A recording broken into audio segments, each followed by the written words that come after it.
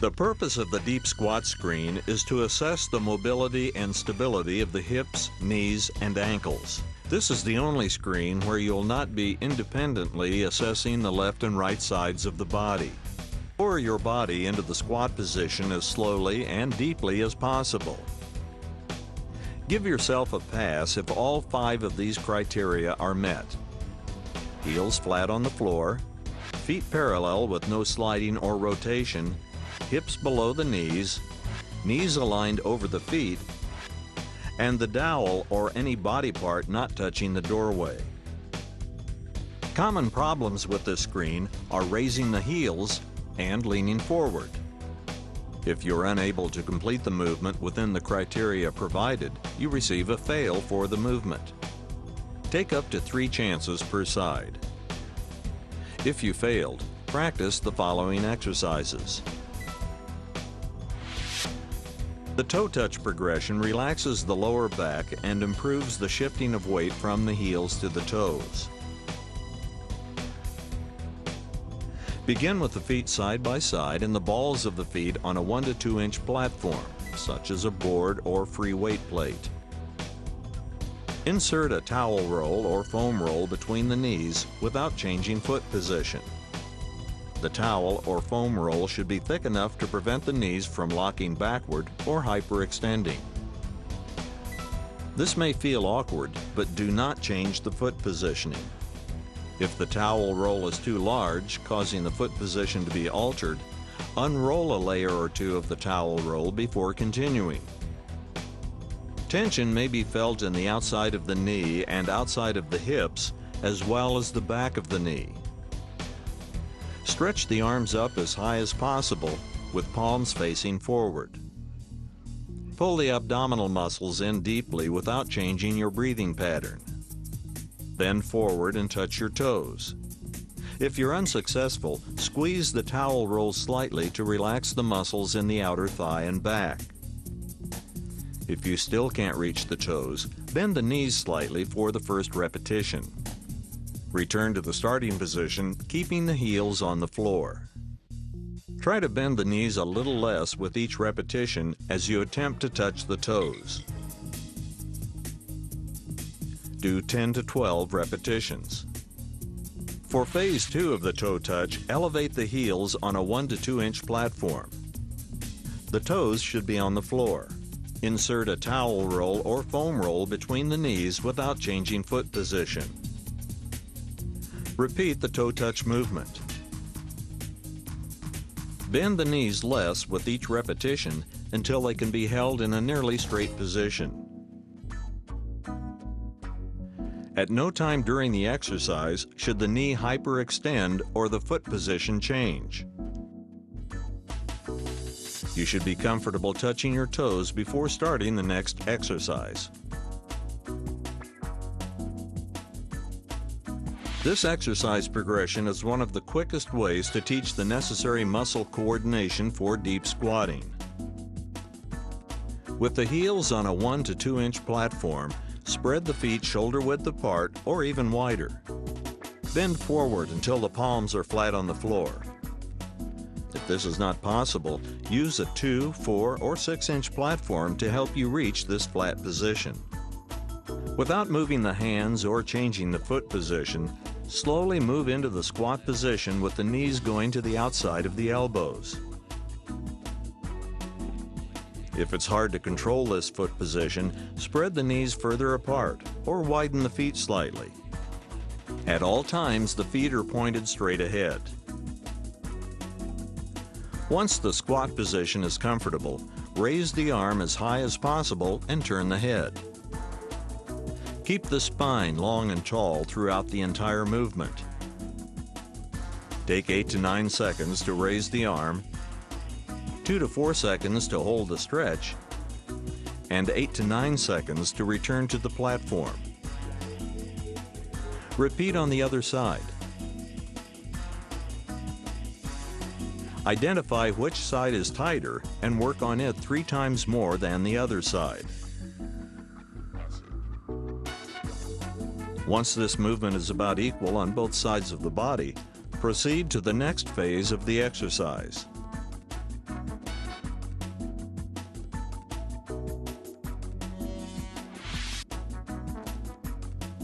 In Phase 2, begin in a deep squat position.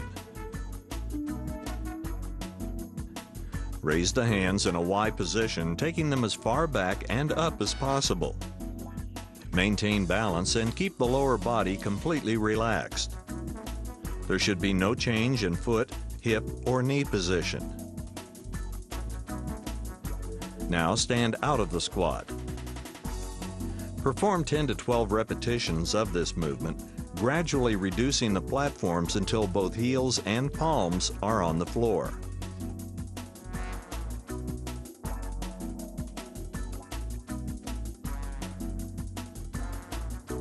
Use these stretches as a warm-up and cool-down, or make them part of your workout for 1 week and retest.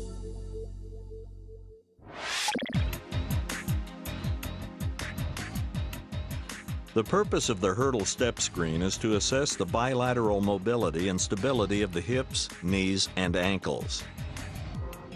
The feet together and a dowel rod placed across the shoulders. Align the front edge of the toes directly beneath the tape. Slowly step over the tape and touch the heel to the floor without putting weight on it.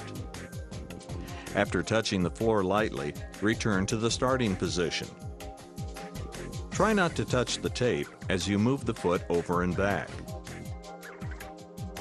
Perform the hurdle step on each side and give yourself a passing grade only if all 3 criteria are met on both sides of the body. Hips, knees, and ankles aligned forward. The dowel doesn't dip to the left or right or touch the doorway, and there is little movement in the spine. If you're unable to complete the movement within the criteria provided, you receive a fail for the movement. Take up to 3 chances per side. If you failed, practice the following exercises. When performing these hurdle exercises, focus not only on the area being stretched, but also the area that is holding the body stable. Stand next to a table or a bench that is mid-thigh height. Place one foot on top of the table or bench and the other on the floor with the heel flat. Slightly bend the knee of the leg on the floor, and also bend the knee of the elevated leg as much as possible. The feet should be in line and pointing forward. Keep the spine erect and bend the knee of the lower leg, lengthening the stride between the left and right leg.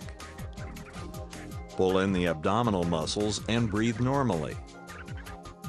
Hold this stretch for 20 seconds and then return to the start position with both feet on the floor. Repeat the stretch 3 times. Staying balanced and relaxed are the keys to performing the stretch well. For a more advanced stretch, add a torso twist.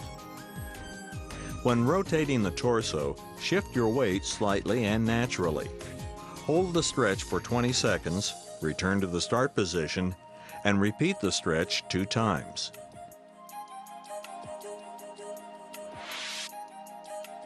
The tabletop hip stretch isolates the elevated leg.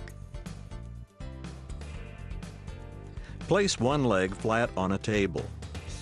To protect the elevated knee, place a towel between the lower leg and knee and the table. Keep the ankle in a neutral position or flex the foot as much as possible. If the knee doesn't lay flat comfortably, use a larger towel roll to support the leg. Adjust the position of the hip so that all the tension is in the buttocks and lower back. The thigh should be in line with the foot on the floor. Twist the torso toward the elevated hip using the arm to hold the stretch. Hold for 20 seconds, then return to the starting position. Repeat 2 times. Begin the standing quad stretch by standing on one leg and grabbing the opposite ankle. The knee should be flexed and pointed forward. Slowly extend the hip back and hold for 30 seconds. As you extend the hip, the knee should point downward. Learn to relax the thigh during the stretch. Hold for 30 seconds and repeat with the opposite leg. In the glute stretch, stand on one leg and pull the other knee to the chest. Hug the knee with both hands and squeeze the thigh toward the chest. Hold for 30 seconds, balancing and not letting the spine bend. Perform 8 to 10 repetitions on each side. If you have a right-left imbalance, do 2 more sets of 8 to 10 repetitions on the problem side. If not, do 2 sets on each side. Using a step, low bench, or table, assume a push-up position with the arms directly under the shoulders. Keeping the spine as long and straight as possible, bring a knee as close to the chest as possible and then straighten the leg, lightly touching the toe to the floor. Now bend the knee to greater than a 90-degree angle. The spine and non-moving leg should look like a straight line. If this causes a good stretch on the thigh, it's being done correctly. To make this exercise easier, increase the bench height.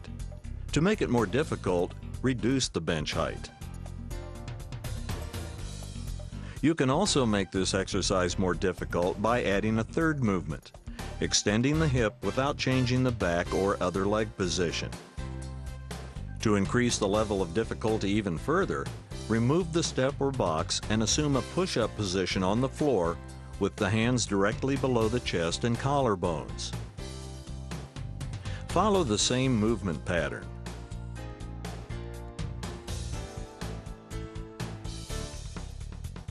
Other more difficult variations of this exercise include narrowing the stance or moving the hands forward on the floor.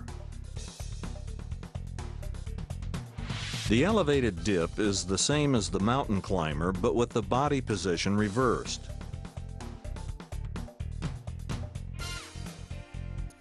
To increase the level of difficulty, straighten the arms. Perform the same movement pattern.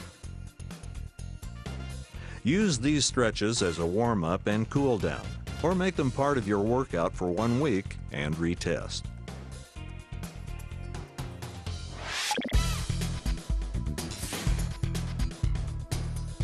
The purpose of the inline lunge screen is to assess hip mobility and stability, quadricep flexibility, and ankle and knee stability on both sides of the body. Minimal to no upper body movement, the feet remain on the tape, back knee touching the heel of the front foot, dowel not touching the wall, or not tipping left or right. If you're unable to complete the movement within the criteria provided, you receive a fail for the movement. Take up to 3 chances per side. If you failed, practice the following exercises. Begin this exercise by getting into a half-kneeling position. Place the heel of the front foot, hold a dowel rod across the shoulders, and twist in the direction of the front leg. Keep the spine as tall as possible and do not lean. Twist only as far as possible without losing the original leg position. Relax and hold the position for at least 20 seconds. Now twist toward the down leg. This move will be easier to do, but the position will be harder to hold. Hold the position for at least 20 seconds. There are a total of 4 positions with this exercise. Rotation right with right knee down, rotation left with right knee down, rotation right with left knee down, and rotation left with left knee down. Determine which positions are difficult to do and work them. Inline dowel lunge, stand with one heel touching the front end of the tape and the other foot touching the back end of the tape. Place the dowel behind the back as you see here. Lower the back knee enough to touch the tape behind the front foot. Keep the feet pointing straight throughout the movement.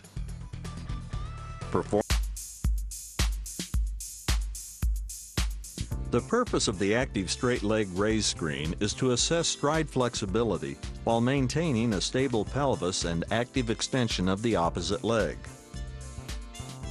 Begin on your back with the arms at your sides, palms up, and head flat on the floor.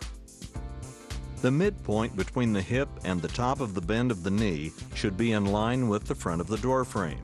Curl-ups should be used only as a supplement to the leg-lowering progression.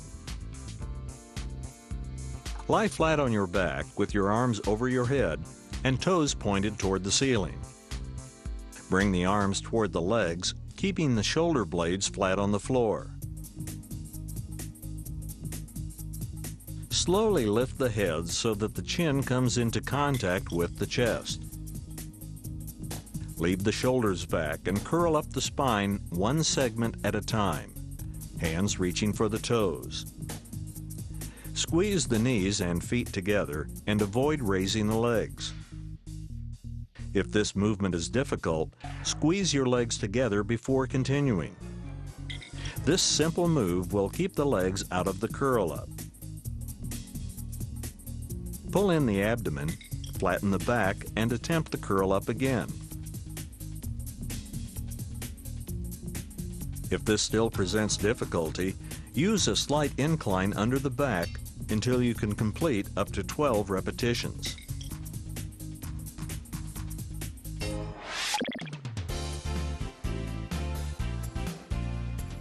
The purpose of the seated rotation screen is to assess upper trunk stability during a combined upper and lower body movement.